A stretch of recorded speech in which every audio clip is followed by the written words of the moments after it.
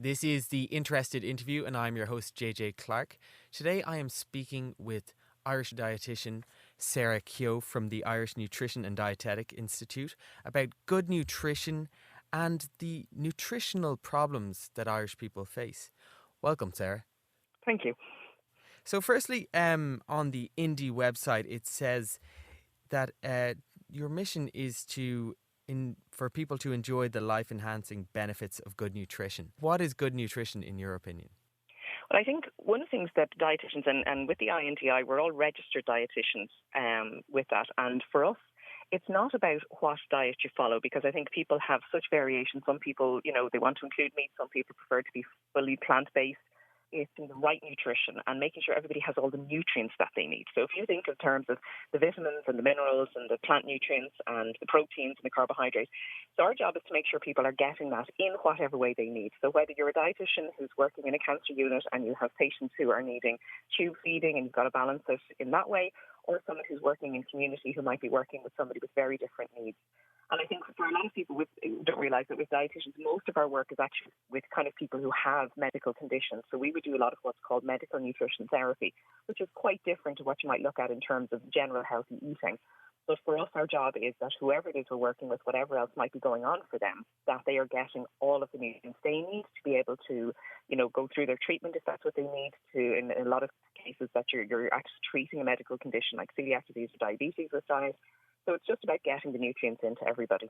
What are the mainstays that people could just, I suppose, hang their hat on, even from a disease standpoint, that they'd just be like, if you're getting these or if you're avoiding these, you're in good shape? Yeah, I mean, I think, at the moment, sometimes, as you quite rightly said, sometimes there's diet wars, and there's, usually people have a very, very strong view on a particular way.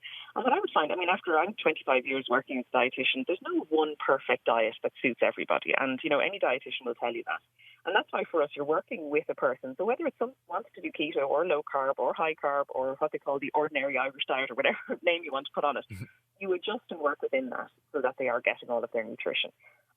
If you're going to come back to basics, what we do know, and we talk about some of the really long-term studies that we have in nutrition that are running over 40 years, and they're tracking hundreds and hundreds of thousands of people, and we get really good information from that. But then we also go to the lab and you look at mechanisms with that. So it's not just sort of epidemiological data that we base it on. There's all the lab tests and the randomized control trials and everything. And from that, we know that, a simple thing, get your fruit and veg in. It doesn't matter what you look at, and whether you're talking in terms of someone who's generally healthy, and whether you're looking at preventing type 2 diabetes or preventing heart disease or trying to reduce cancer, you're never going to completely prevent anything. But if you can get your fruit and your veg in because of the fibre, because of the vitamins, because of the other plant nutrients that we know the body really makes use of, they're hugely beneficial. And in Ireland, we're still only hitting an average of about 3.5 servings of fruit and or veg a day. And we need to be up to 5 to 7. And if we could do that, that's going to make a huge difference. And I think very few people argue with that. You might have someone who likes to go on the carnivore side might. But, for most people, we know the fruit and veg need to come in there. And a simple thing to do is look at your meals, and a third to a half of lunch and dinner needs to be veg or salad. And if you can even start with sort of heading in that direction, that more than anything else makes a huge difference to no matter what you're doing in terms of someone who's kind of generally otherwise healthy. And with that, the fruit and veg, are they interchangeable, or do you want to be leaning towards veg?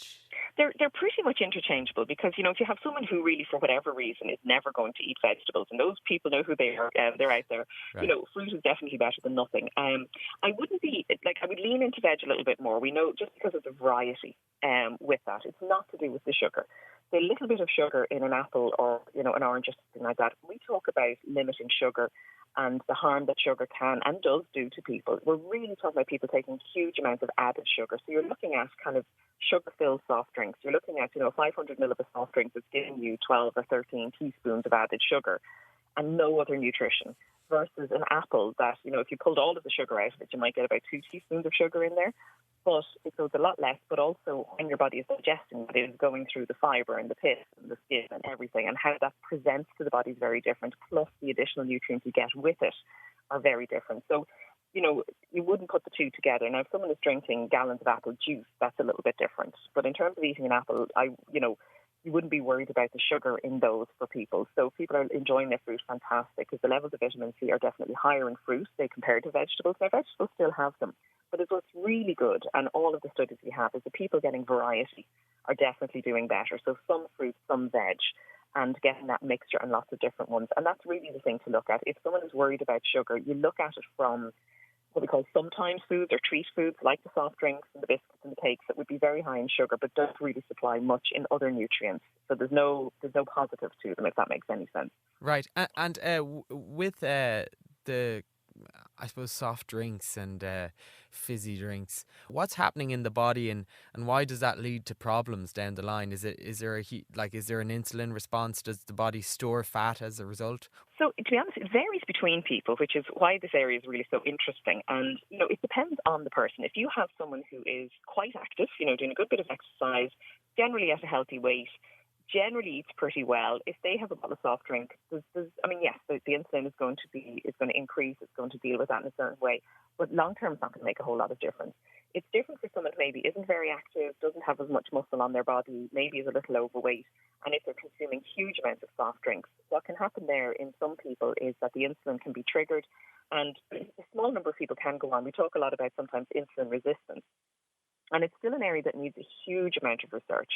And, I hear a lot of theories where people saying anybody with obesity will be automatically is caused by insulin resistance from eating sugar, or they have it. But we know that that's not entirely accurate, that you will have, a huge amount of people with obesity who have insulin resistance, but we also have a huge number of people with obesity who don't have insulin resistance.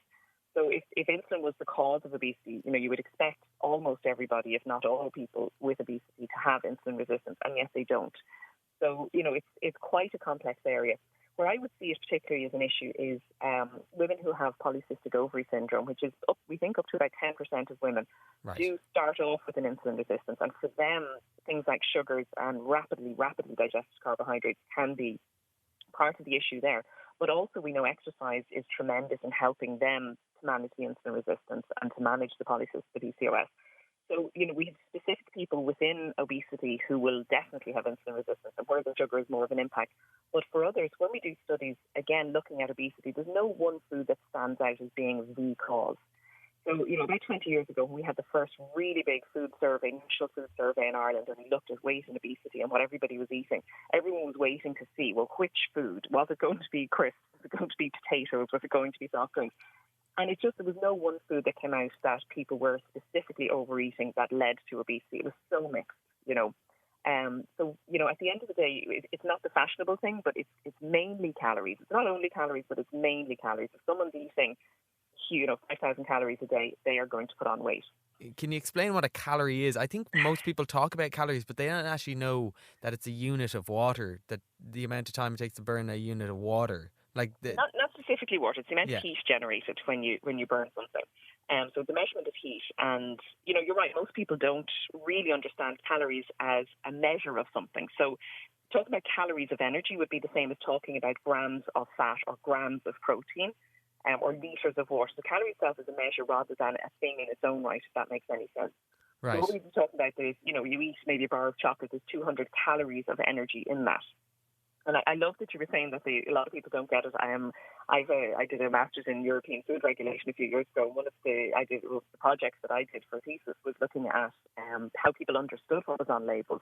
And I asked people, if you're looking at calories or energy on the label, what does that actually mean to them?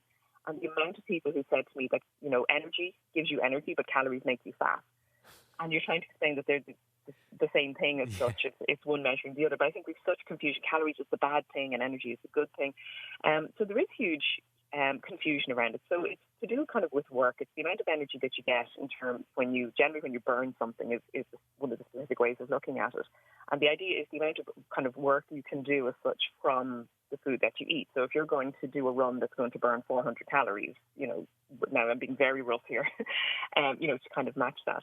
So in terms of what we need in the day, in terms of fueling our bodies, and bearing in mind that 70% of sort of the energy or the calories that we eat actually go into just daily running your body. So breathing, heart beating, digesting your food, all of that. And then we need, maybe about 30%. The rest of it then is physical activity or whatever we're doing. So it's very broad, and it depends on the height of the person and the muscle and all this. But roughly, and it is very rough. An active adult woman is going to need roughly 2,000 calories. And an active adult male is going to need roughly 2,400, 2,500. But if you're not active, that drops down quite a bit. And that's the thing. If you're not doing sort of the 150 minutes of exercise a week, that's kind of our minimum target, you are going to need fewer calories than that. But so many other things impact, the amount of calories that you need on a day. Right. And the calories and the specific problems you run into as dietitians when you recommend calories, and a lot of the concern around calories and calorie counting and the negative side of uh, obsessiveness around diet and stuff like that. How do you counteract that? And you were very careful to say roughly, and because there is a genus and a type of dieter out there that hears, okay, roughly 2,000, like, written in stone. Yeah. I mean, that's one of the things as a dietitian, particularly if you're working with, depending on where you're working, but if you're working with weight, you'd actually quite rarely hand someone calories. The idea that a dietitian sits down and hands calories, if we're really going to specifically look at obesity as a specific area, most obesity, we see it among people who are in poverty. So we know that social deprivation is the biggest cause. Because, we can talk about us having choices around food and calories and willpower and all of that. But the reality is that, the amount of choices you have in relation to what you can eat and the weight that you are very limited for people who have limited money and limited access to food and, other issues going on in their lives that make that more difficult. So, we could do a whole session on that, but that's always in there as well. That, the social deprivation is a huge, huge fundamental underlying issue when it comes to sort of obesity nationally. But if you're sitting talking to someone individually, most dietitians wouldn't use specific calories to someone because you would look at other things. As I said, calories would be something you would be aware of in terms of someone eating. But we know that, for example, we look at satiety factors in food. Protein within a meal and fibre within a meal, it's more satisfying to someone than a meal that's, say, just carbohydrate alone.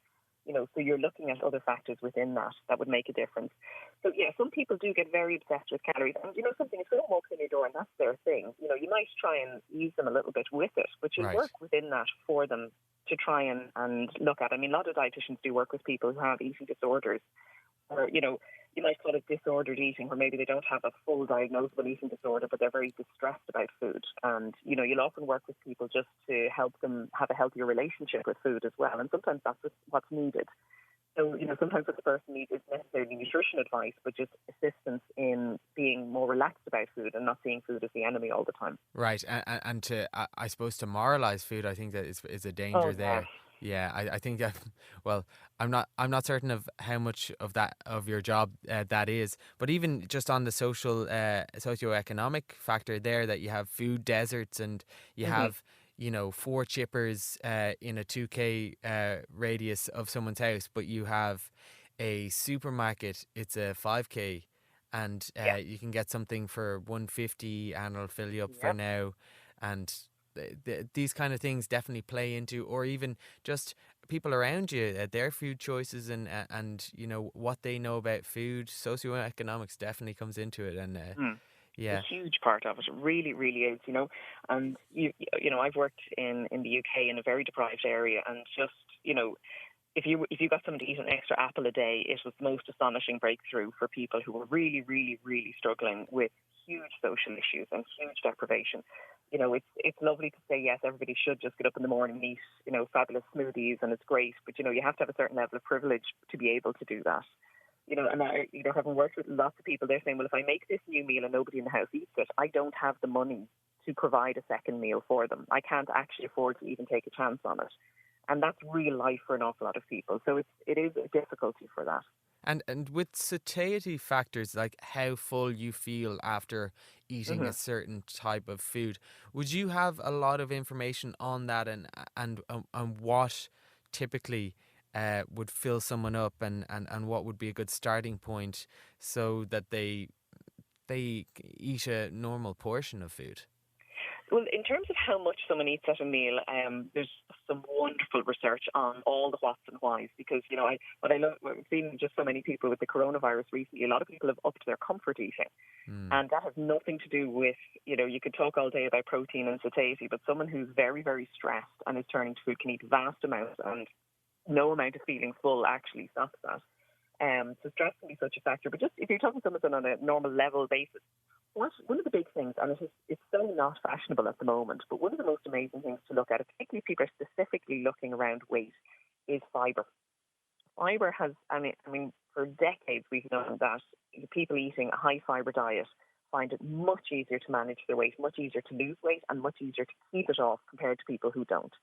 And so that's a thing to look at, because in Ireland, 80% of us don't hit targets for fibre.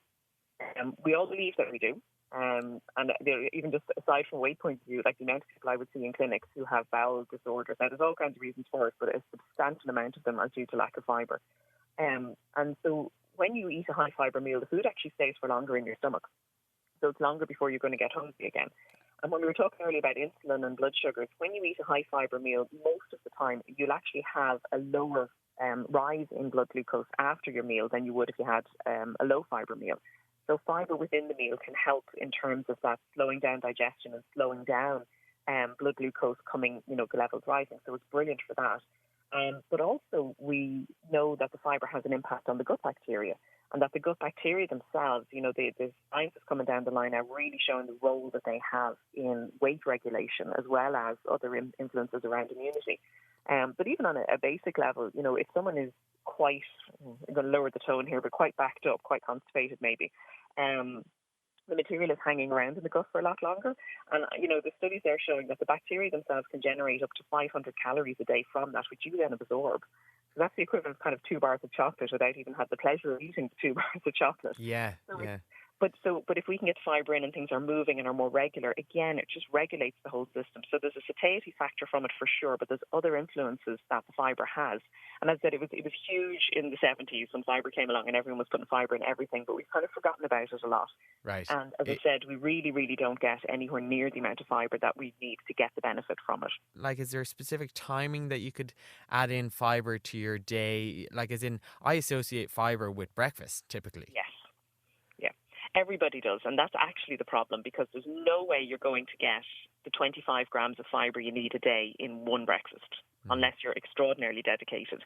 And I think that's actually been the biggest problem with fibre, is people do think of it as a thing to do at breakfast and not for the rest of the day, whereas it has to be all day. So, I mean, there's loads of ways to get fibre. I often, when I talk about fibre, people are thinking, well, it has to be just breakfast cereal, but actually there's fibre in loads of foods. And, high fibre breakfast cereal, it's a good start in terms of fibre. But you might be getting between 3 and 6 grams of fibre in a high fibre breakfast cereal, depending on them. But you're needing 25 a day as a minimum. So this is why if you only think about fibre breakfast, you're going to be in trouble. But you can add fibre. I mean, yes, if you're having bread, go for the whole grain. If you're having potatoes, cook them in the skins and eat the skins. Try brown rice, try brown pasta. But even all of that will still only get you about halfway. So this is where, again, your fruit and veg come back in, because if they're a third to a half of your plate at lunch and dinner, that's a good bit of fibre coming in.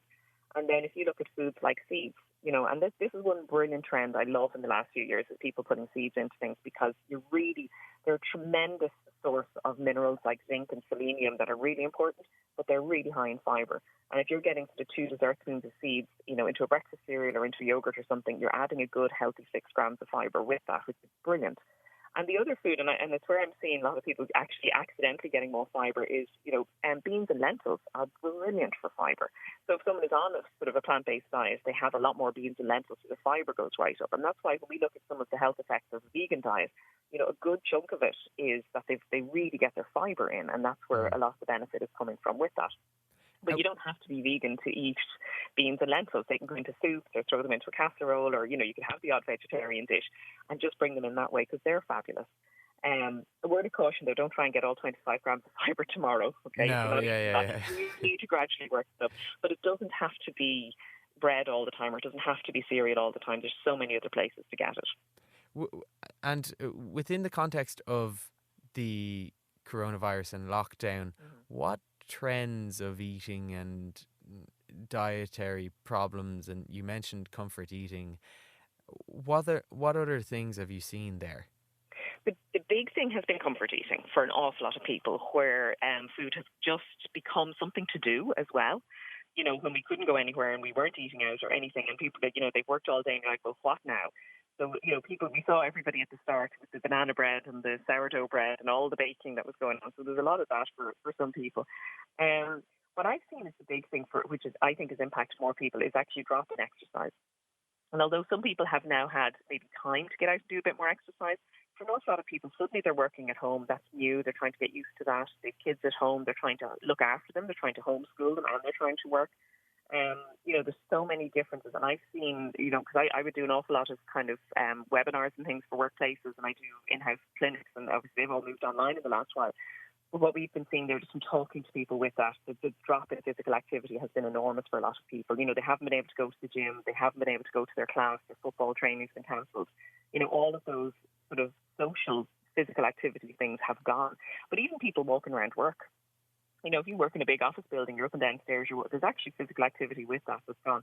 So people are putting on, weight with that. So they're kind of the big changes. The alcohol one is quite funny. Some people have absolutely stopped drinking, and then others, it has gone up quite a lot. Yeah, I found the same with exercise. I think there's maybe not an even split, but that some people that went hell for leather, just went, got into exercise big time, and some people were like, you know what, I'm just gonna, indulge my Netflix habit. Yeah. And I think as well, you need the mental aspect of it, because, even for myself, like, I would be normally in an awful lot of workplaces giving a lot of talks, and that's done standing and talking, and it's, it actually burns. You wouldn't think of a certain amount of energy with that. And, suddenly I've moved to sitting on a chair doing it at a computer screen, and it's just been so interesting to see the difference, even the drop in my own appetite with that. So, it's different for people, but like, I've moved to doing it at home with kids coming in. Thank God summer came along and homeschooling was finished, but there's a lot of stress with that. And I think you have to have a certain mental, I don't know, you should be in the right place mentally to get out and exercise as well. Right. So, I wouldn't be hard on people who kind of at the end of the day just collapsed on the couch and went, you know what, I'm actually just done past the gin. And I think a lot of people were like that. Well, it's very physically draining, I find, the Zoom conferences, staring at a screen. I don't know what it is, but maybe it's your capacity to interact with something and then have the social component on top of it. But it's very draining. With that comfort eating and lack of exercise, do you delve into environment design, or is that within your wouldn't be hugely. I mean, it's obviously something you can see where it's important. And I know some dietitians have been behind campaigns around, what's going next to schools and things like that. And it's not my area now, so I wouldn't be an expert on it. But obviously, how we look at our environments, how they're designed, what's the walking access for kids to school, what are we doing in terms of cycling, all of that is going to be incredibly important, because we need to create active environments as well. With that, the exercise and the active environment there, how much of that is to regulate the appetite and regulate the hormone system, and also to give the body a sense that it's been outside and it's that there's different components to the day, rather than just a way to burn off calories? Or well, exercise, years and years ago, it was like, burn calories. That's what exercise is for. But looking at it now, it's just so incredibly important in terms of mental health, just that physical activity. And, you might not ever want to go and exercise, but afterwards you're always glad you did. You always feel better afterwards. There's a mental health component to it. From even a weight loss and comfort eating point of view, some of the impacts on the body from stress that can drive people to look for food, that often compulsion to eat if someone is very stressed.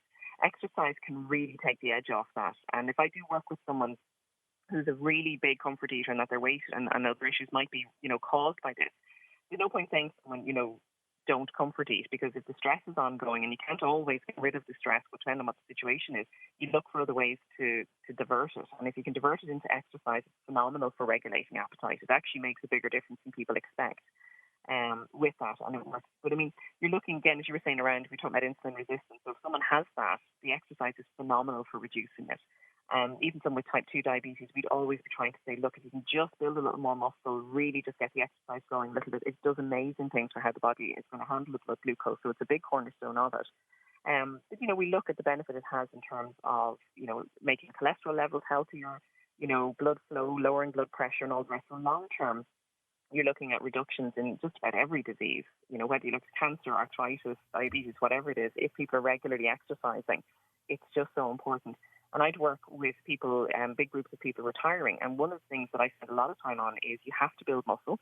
You have to have that physical strength for your balance. And, as you get older, and just to be able to actually self-care as you get older. If you want to be doing your own supermarket shopping in your 80s, you physically have to have the strength in your arms to carry the bags, And it's just that whole aspect of function and ability that exercise is there for. So it is so much more than weight or calories. There's just so much more to it. Right. And the longevity thing is another, much like the fibre aspect of nutrition and diet, that it's very unsexy, especially for young people. You say, oh, this'll really, pay dividends. Like, oh, you're doing weights, not if you're doing it for your bone density, so that, like, when your grandchild, like a little missile, runs at you, you can pick them up. Yes. That kind of thing. That's a thing that wouldn't appeal to a younger audience, because they just have no. Yeah.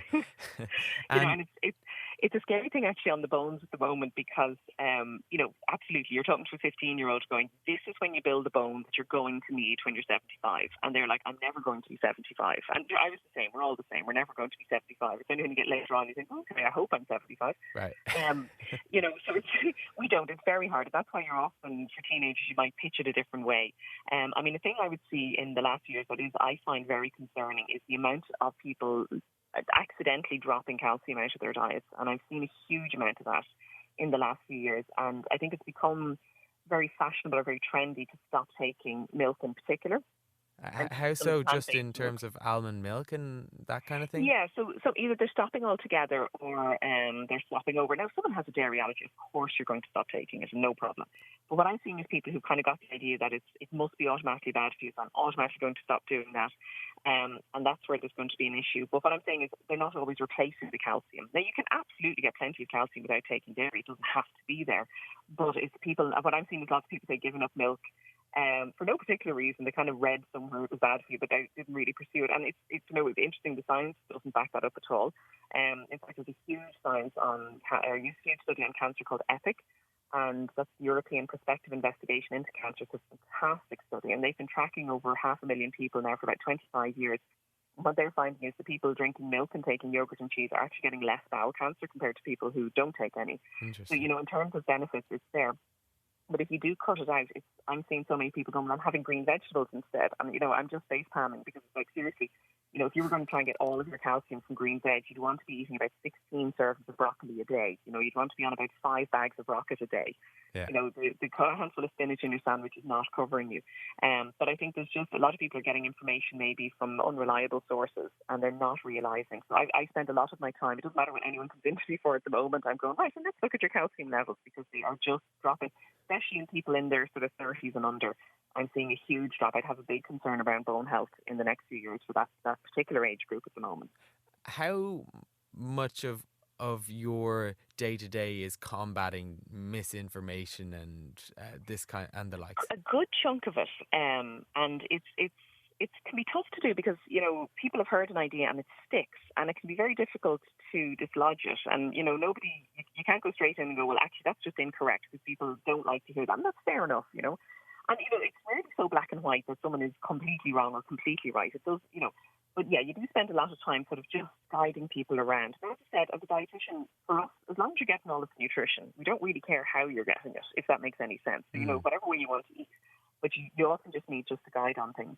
One of the reasons that in Ireland we actually have a register for dietitians is that it's a national state register, and they registrate for health professionals. In the same way, the doctors have the medical council. Yes. So a doctor has to be registered with the medical council, which means someone has actually sat down and assessed their qualifications. Like, yes, you're actually qualified. You can now call yourself a doctor.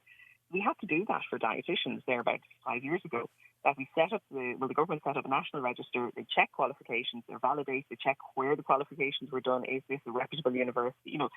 And if your qualifications are accepted, you get onto this register, and then you call yourself dietitian, which is now a legally protected title. So that's why you'll hear people maybe succumb as a registered dietitian. So if someone isn't on that register, they haven't had their qualifications validated, they're not allowed to call themselves a dietitian anymore. Where it gets very muddy then is for nutritionists, because we have some excellent university degrees in nutrition in Ireland.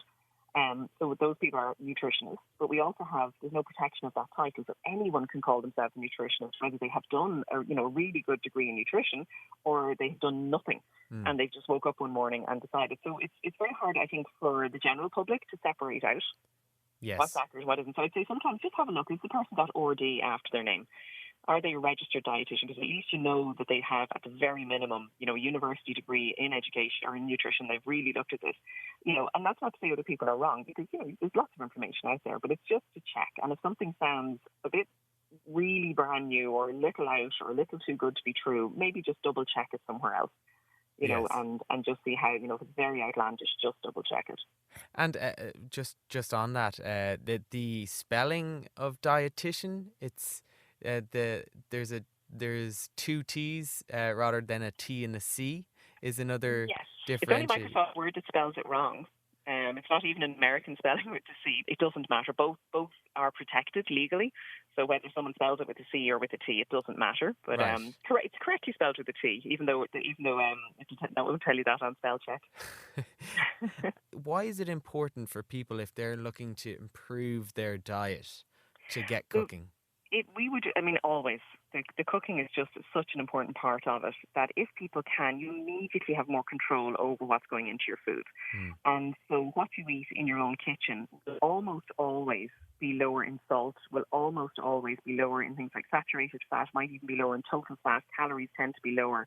And that's not to say fat is bad. We do need a certain amount of it. But, if you look at, a shepherd's pie that you might make at home yourself, that will come in at maybe 450 calories a serving. And then you look at maybe a shepherd's pie that you'll buy in a restaurant or a takeaway or something like that, can be hitting 7, 8. I've seen them even hit 1,200 calories. And people are thinking, well, if it's a shepherd's pie, so whether I had it at home or out, what's the difference? But just how it's made can be very different. And what we do find is that cooking at home, people generally eat more vegetables. You're more likely to add them in. Whereas if you go out for dinner or you can get a takeaway, usually the vegetables are an extra on the side that a lot of people do skip. Whereas if you're doing it at home, it makes a difference. So, overall, people generally have more control over what they're eating. Calories tend to be less when they're cooking themselves. Now, obviously, it depends on what you're cooking. If you're deep frying everything, that's a whole different conversation. But that's why we have recipes up on the website, and there's so many places to go for good recipes. But it's more about just getting more balanced nutrition and, looking at things like salt and so on. And that's, again, it's a little less processing of food as well, which is going to be important. What would you talk to a client about, and if they're clearly overweight but not, say, obese or not in the over 30 BMI? It depends on the person, because, again, by the time you have someone who has full-on obesity, someone who's quite severely overweight, there's so many other things going on that often you might be looking at things like blood pressure, cholesterol, as a very specific aspect. But with weight, it depends on how you measure it. Body mass index it's a rough guide. Look, someone has a body mass index of 35, we're not going to pretend that it's all muscle. Do you know what I mean? It's that where people are borderline, I would be looking at things as well. You'd look a lot at waist circumference. If someone has, a BMI, and, we talk about roughly 20 to 25 BMI would be roughly considered sort of healthy, but there's differences with frame and all the rest in there. But, if someone is heading up towards the 30, you're kind of going, okay, let's have a look at this. Have they a big belly hanging over the belt? Well, abdominal obesity, we know, is, a bigger issue in terms of things like blood pressure and so on. So you might take a look at that. But if you're someone who's actually quite trim, even though they're that bit heavier, you might see someone who's very muscled and so on. You know what I mean? It's really so individual with that. And that's why I'm always hesitant, when it's this one size fits all. At population level, we have to talk about that, because we're saying, well, what are going to be our long-term policies in terms of nutrition and food and health and things like that. So we have to have sort of a national guideline around food and a national guideline on weight and things like that. But when you get into individuals, it's always going to be different. So sitting in a clinic with a person, you're looking at so many other factors. Is their cholesterol good? Is their blood pressure good? What's their blood glucose? All the factors you're going to take into account as well. And with the food types and the foods that will won't fill you up and make you more hungry, is there a sense that when you're doling out advice, it strikes me that a dietitian will be put in a situation where they're answering psychological questions and sort of a lot of people I find eat for emotional reasons Oh, rather yeah. than. How do you combat that? Well, That seems like murky water. Well, part of the training in dietetics is you do some psychology. Now, we're in no way qualified as psychologists at all, but there's aspects of it. And all of us, when you go through training, apart from the university, you will do a solid clinical training as well. And one thing is you're taught about flags and when you need to actually refer somebody on to something. But the thing about dietitians is, we're not the food police. And, I've never worked with anyone where I've said, no, you cannot ever have a sweet or a dessert or anything. You have to fit in with the lifestyle of the person and their family and their social life and everything else. And, it's very rare that you have to, or, you'd never really need to say to someone you can't have whatever. If they absolutely adore chocolates, you just work it in. And that's how you're going to do it. And certainly, if someone is really in huge distress around their eating or there's a lot of stress with it, you are going to link in with your psychology colleagues and, kind of work from there. Because there can be so much going on with food. The relationship we have with food is based on so many things and it's so complex. It's usually very personal, isn't it? Very personal. And see, that's actually one of the things from the very beginning when you study as a dietitian is how personal food is. You'll see in studies all the time, people talk about people, they're very blunt, they lie about what they eat. And I would say, I don't think people lie about what they eat, but they might dress it up a little bit. And that's why, if I talk to someone and I'm saying, okay, tell me what you're eating, the first time they tell me that, it's actually a getting to know you exercise. It's usually about the third visit before you really find out what they're eating. Yeah. And it's not that people are deliberately trying to hide from it, but there's so much judgment around food and I always remember as a young dietitian going into a hospital canteen and just starting. I have to close the restaurant if they hear me, they'll kill me. The hospital restaurant, and I sat down with a group of nurses for lunch on the first day, and 3 of them covered their meal with their hands. And I was like, what? They go, well, you're the dietitian. I was like, okay, I'm not going to sit here and judge. Right. But we need to have this idea that we're looking at everybody else's food going, oh my God, can't believe he's eating that. We don't care. We're going to just, lunchtime is our break time as well. We're not analysing what other people eat at lunchtime. But there is this idea that we might be judgmental. We're actually not. And it's a really big part of the training to not do that because you don't want to scare someone away. And you want someone to feel they can actually tell you what they're eating, and be comfortable with that. It strikes me as odd that, people feel bad about eating, really delicious things. Like food you're designed to love and then you feel bad about it. Yeah. And a lot of my work over the years has been just removing the guilt from food. And really just talking about, and this is where you'll hear all the time people talk about balance and nutrition. There is absolutely no problem having the odd bar of chocolate. There's absolutely no problem having the occasional glass of wine. They're okay. And rather than people beating themselves up over it, it's just, take it easy. There's ways to manage that. And it's about kind of making sure you get the other good foods in. And, and I know, when I'm talking to my own colleagues, one of the biggest things, dietitians will focus a lot more on what you need to bring in and a lot less on what you need to cut out. Because, as I said, 80% of people don't eat enough fibre. 48% of women in Ireland don't eat enough iron. 35% of kids in Ireland don't eat enough calcium. There's a lot more to be done by actually getting the basic nutrition right before we get into this huge panic about what we're going to cut out. And the thing is, bringing in those foods will give more satiety and will fill you up a little bit. So you're less hungry by the time you get to the point of the chocolate or the crisps or whatever it is you're into later on in the day. And I think we could do a lot more with nutrition by focusing on what we need to eat and need to add in rather than focusing always on what we need to cut out. Right. The additive mindset rather than the, I suppose, yes. minus things out. We have to eat. It breaks my heart when I see people feeling guilty for eating. And you think, how else? We have to survive. This is what we need to do. So let's just find a way to make it easy for you to do this without the guilt and the shame and all the rest. Yeah, without the emotions attached. Okay, well, we'll leave it there, Sarah. Thank you very much for joining me. That is Dietitian Sarah Keogh from the Irish Nutrition and Dietetic Institute. Thank you very much. Thank you. Take care.